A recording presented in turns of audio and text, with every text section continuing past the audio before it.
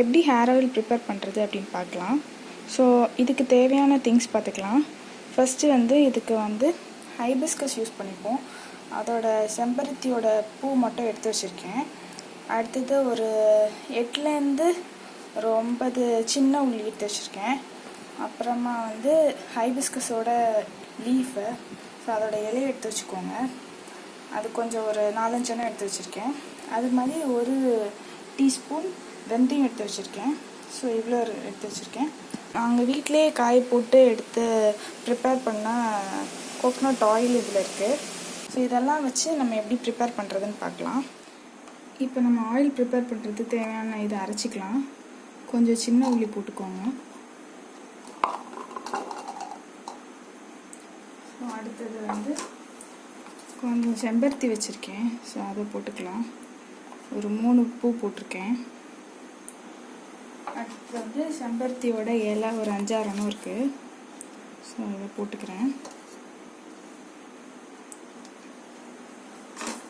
அப்புறமா ஒரு டீஸ்பூன் வெந்தயம், ஸோ இவ்வளோ போட்டு நம்ம அரைச்சிக்கலாம்.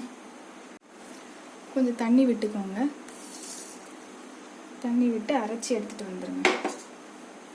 நான் இப்போ கொஞ்சம் அரைச்சி எடுத்துகிட்டு வந்துடுறேன்.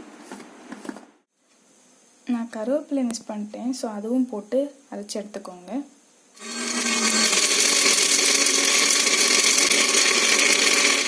இந்த மாதிரி நல்லா பேஸ்ட்டாக அரைச்சிக்கோங்க.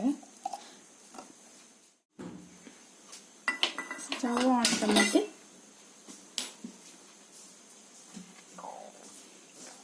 கடாயில் கொஞ்சம் எண்ணெய் ஊற்றிக்கோங்க. நான் ஒரு 250 ml கிட்ட ஊற்றுறேன். இது நல்லா பாயில் ஆகட்டும். ஸோ இதை மீடியம் ஃப்ளேம்லேயே வச்சு பாயில் பண்ணிக்கோங்க.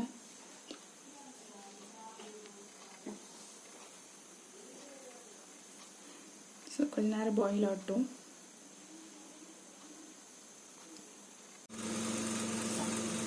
இப்போ பார்த்தீங்கன்னா எண்ணெய் நல்லா சூடாயிடுச்சு.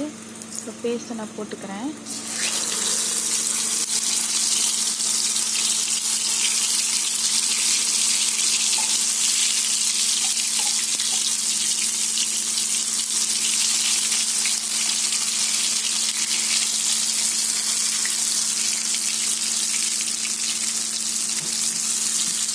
கொஞ்ச நேரம் நீங்கள் வெயிட் பண்ணிங்கன்னா அந்த பேஸ்ட் நல்லா ப்ரௌன் ஆயிரும். அப்புறமா நம்ம ஸ்டவ்வை வந்து சிம்மில் வச்சுட்டு கொஞ்ச நேரம் கழித்து ஆஃப் பண்ணிடலாம்.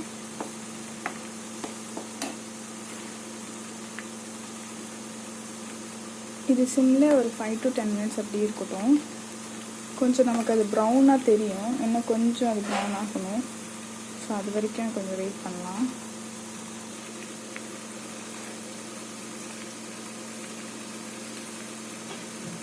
இப்போ பார்த்தீங்கன்னா நல்லா ப்ரௌன் ஆயிடுச்சு. ஸோ நம்ம ஸ்டவ் ஆஃப் பண்ணிக்கலாம். 1 டேக்கு அப்புறம் பார்த்தீங்கன்னா இதே மாதிரி கீழே செடிமெண்ட்ஸ் எல்லாம் செட்டில் ஆகிருக்கும். இந்த ஆயிலை பார்த்தாலே தெரியுது எவ்வளோ க்ரீனாக இருக்குன்னு. அவ்வளோ கிறிஸ்டல் கிளியராக இருக்குது.